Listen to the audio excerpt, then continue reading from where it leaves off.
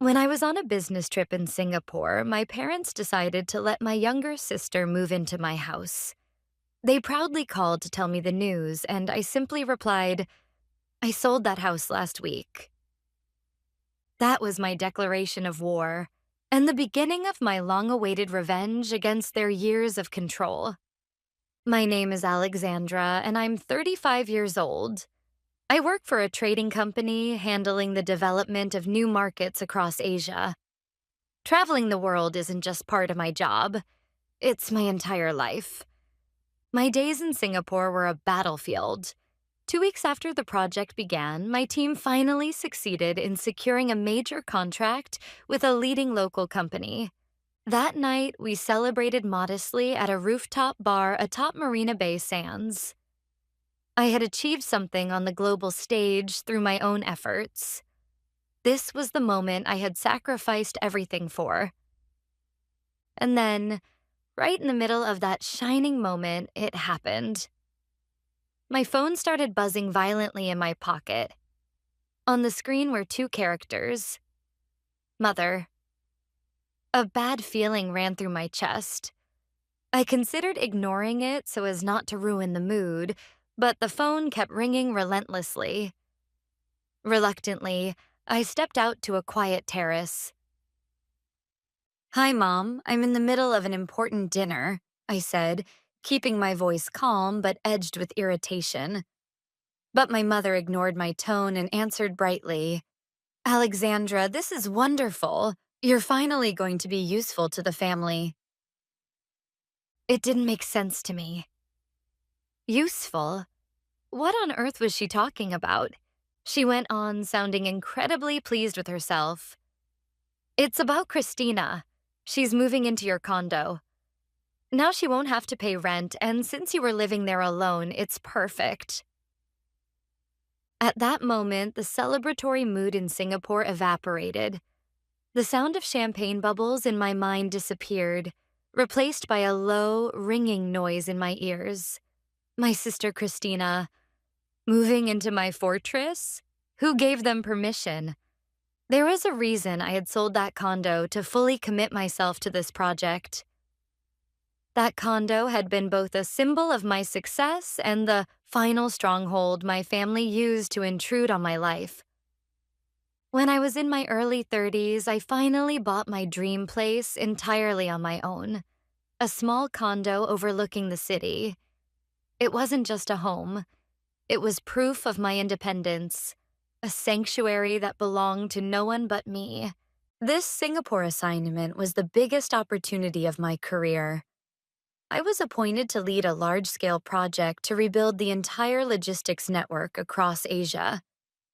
If I could close this deal, my position in the company would be unshakable. So, before leaving, I made a major decision. I sold the condo.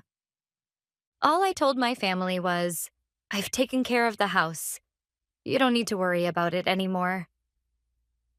For me, that place was a symbol of the past, and to step into my new future, I needed to clear away the remnants of that past.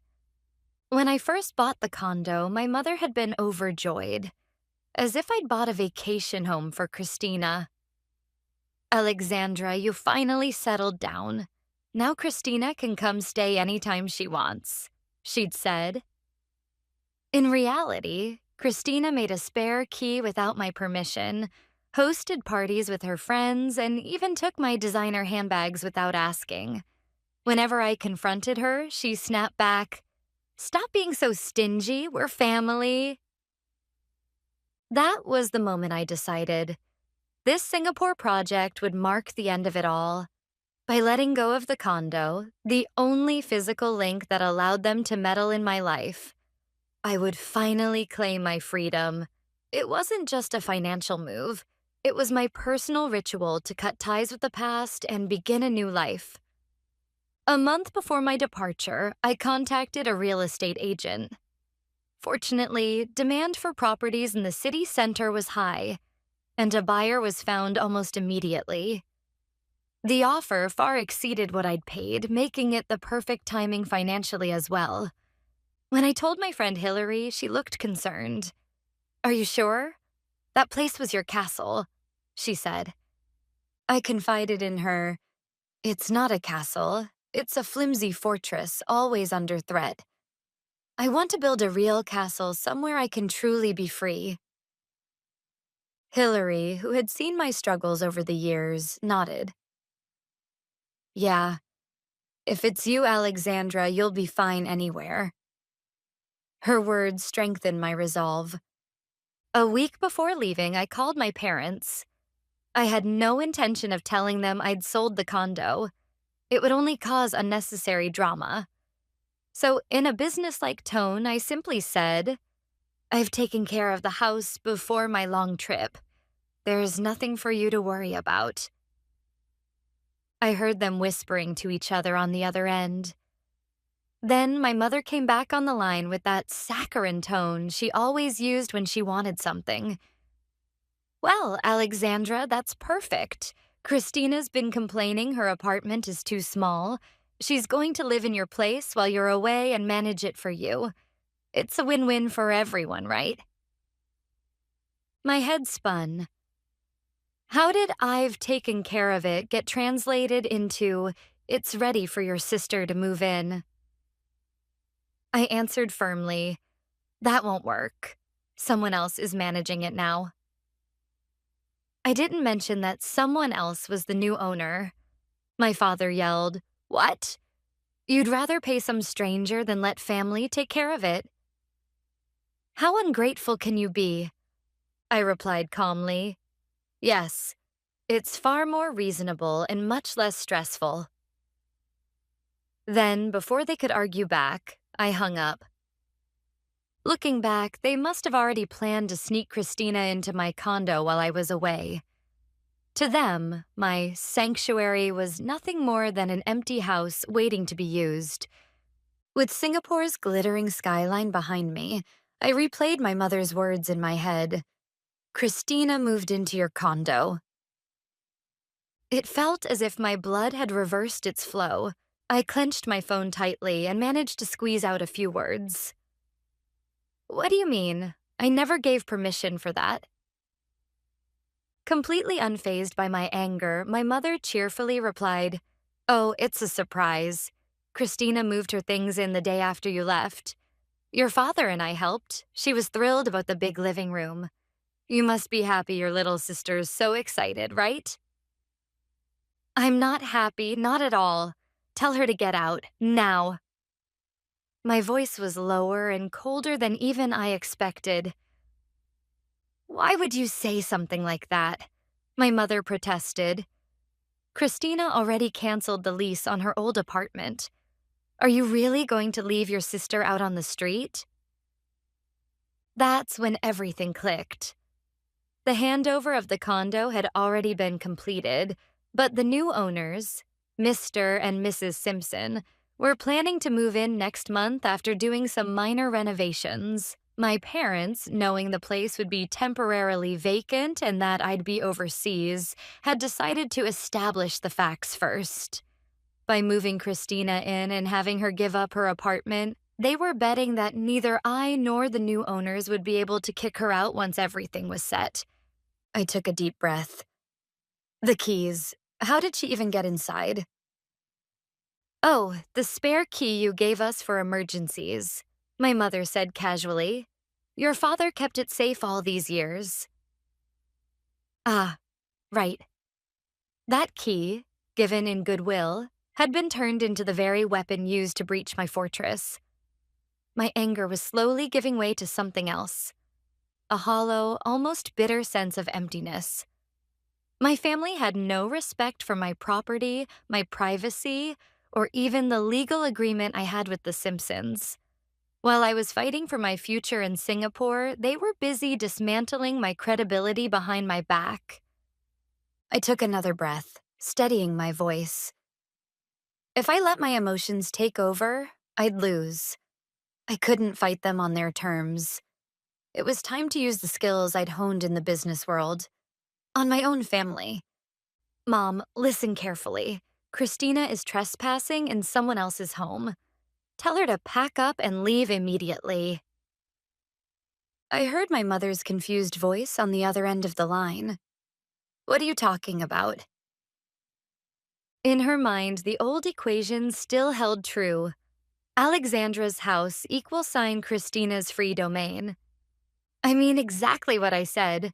That condo isn't mine anymore. I sold it. Which means Christina is currently living in a stranger's house without permission. That's a crime. There was a brief silence. And then my mother's shrill voice burst through the phone. No way. No, Alexandra. You would never do something so cruel. You sold the house behind our backs. Cruel? I laughed bitterly. What's really cruel is calling me with this nonsense in the middle of the most critical moment of my career. And for the record, it's my property. I don't owe you explanations, and I don't need your permission. My calm response left her speechless. That's when my father grabbed the phone, his voice shaking with rage. Alexandra, do you even hear yourself? Your sister's in trouble. What kind of person refuses to help their own family? A human being, I said evenly. A human being who's done being exploited by her own family. When I struggled to pay my college tuition, did you help? When I was drowning at work, did you care? You only invoke family when it's about helping Christina. I'm done playing along with that hypocrisy. The words poured out of me like years of pent-up sludge finally breaking free. The warm Singapore night breeze on my flushed cheeks felt strangely refreshing. This was my declaration of war. My counterattack had begun.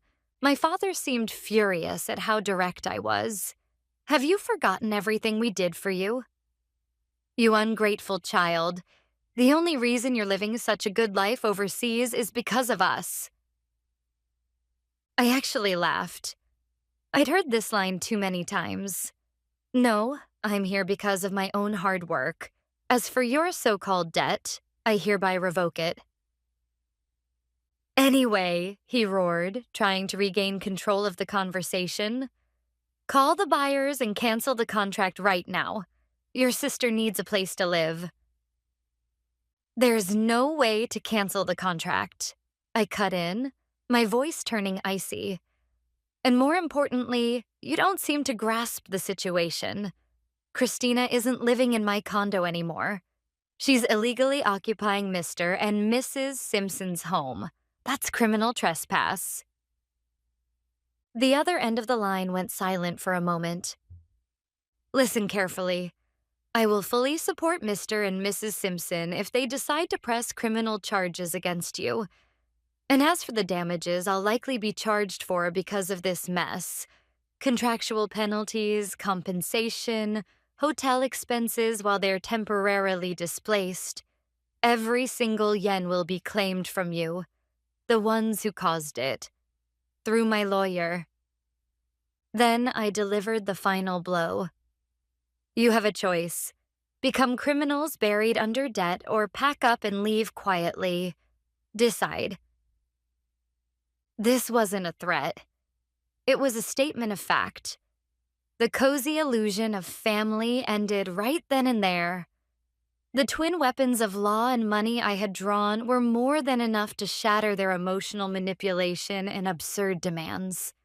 The moment I uttered the word lawyer, the chaos on the other end stopped cold. Before they could recover, I ended the call. My phone screen reflected the Singapore skyline. Somehow, it looked completely different now. Like a fog that had hung over my life for years had finally lifted, revealing the world in sharp, clear outlines. Strangely enough, I didn't feel a shred of guilt. What I felt instead was an overwhelming sense of liberation. I thought it was finally over. I've finally broken free from that curse. When I returned to the celebration, my colleagues looked at me with concern. Everything okay? They asked. With my brightest smile, I replied, yeah, just a little family issue, but it's taken care of now. They poured me a fresh glass of champagne, and it was, without question, the most delicious drink I'd ever had. Back at my hotel, I opened my laptop and began drafting an email. The recipients were the condo's new owners, Mr. and Mrs. Simpson. They were a refined, gentle, elderly couple.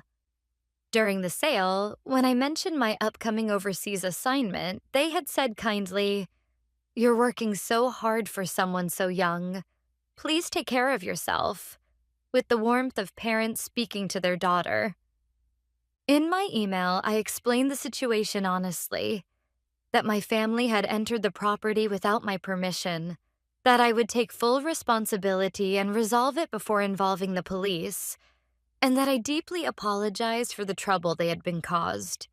Within minutes, a reply arrived from Mr. Simpson. "That's a surprise, but we understand the situation. It must be painful for you to go through this with your family. We're not in any rush. We'll quietly wait for you to resolve it in a way that feels right to you. Please don't blame yourself." Their words brought me to tears. They were words filled with kindness and understanding, something I had never once heard from my own blood relatives.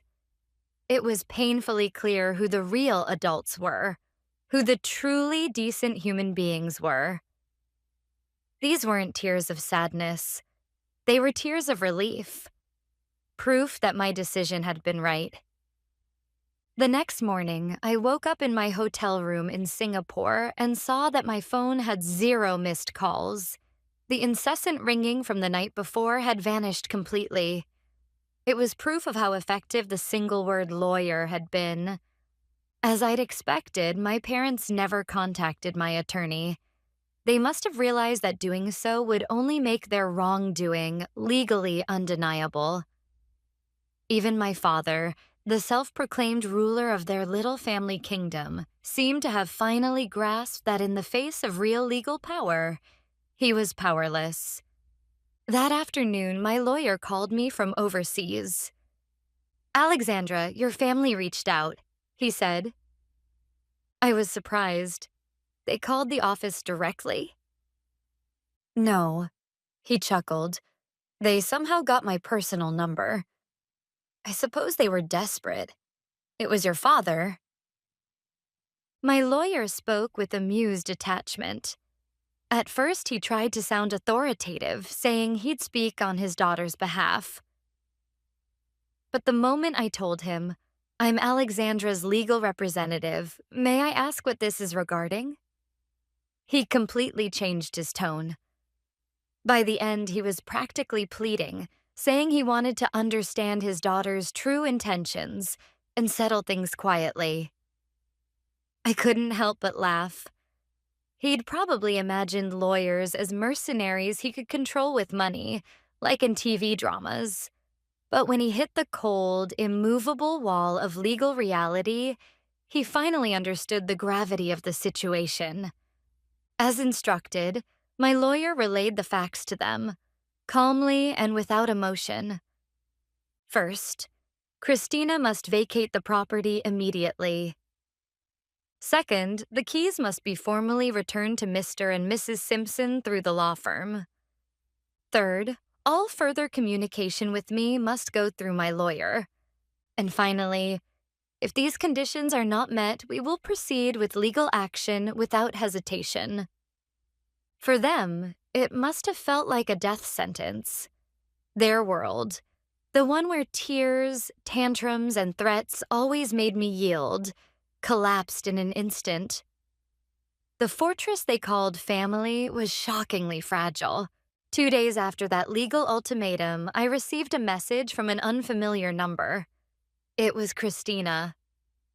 "Alexandra, I'm sorry. I'll leave the house immediately. Please drop the legal charges.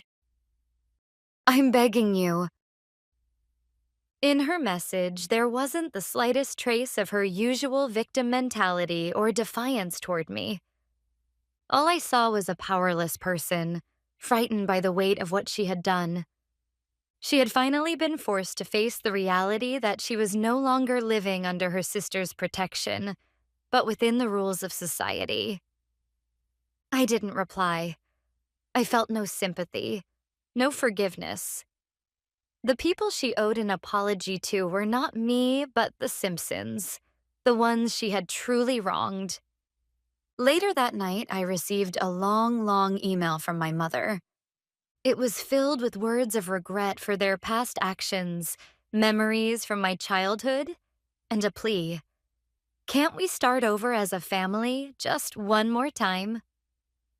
At first glance, the email seemed like a heartfelt apology, but between the lines, I could clearly see what they were truly afraid of: losing me completely. The me who had been their money tree and convenient emotional punching bag for years. I didn't respond to that email either. Instead, I contacted my lawyer and asked him to deliver my final message. The next day, he summoned my parents and Christina to his office and conveyed my words, exactly as I'd written them. Alexandra's message is as follows. With this incident, all ties between us are severed. Do not contact me again for any reason, including weddings, funerals, or family events. If you break this promise and approach me again, I will file for a restraining order and involve the police without hesitation. That is all. According to my lawyer, the three of them sat in silence, staring down at the floor. My father, my mother, and Christina. At that moment, they understood completely. Their control was over. I was never coming back. This wasn't reconciliation. It was severance, the final and most decisive step in reclaiming my life. 6 months have passed since my declaration of severance from my family. The Singapore project was a resounding success, and in recognition of my work, I was promoted to regional manager for Asia. These days, I'm based in Singapore, constantly flying between Jakarta, Bangkok, and Taipei. I now live in a new serviced apartment in the heart of Singapore. From my windows, I can see the lush greenery of the botanical gardens and the gleaming modern skyline. It's a breathtaking view. This place is my new sanctuary, untouched, undisturbed, entirely mine. The other day, my team threw me a surprise party to celebrate my promotion. People from all different countries and cultures gathered together, singing, "Alexandra, congratulations." I felt a deep, genuine warmth fill my chest. This was the kind of connection I had truly longed for. One day, amidst these fulfilling new routines, I received an international letter. The sender, Mr. and Mrs. Simpson, the new owners of my former condo in the U.S. Inside was a carefully written letter and several photographs. The letter began by addressing the aftermath of the incident. Dear Alexandra, we hope your work in Singapore is going well. Regarding the previous matter, thanks to your prompt and sincere response, we were able to resolve everything peacefully without escalating the situation. We are truly grateful.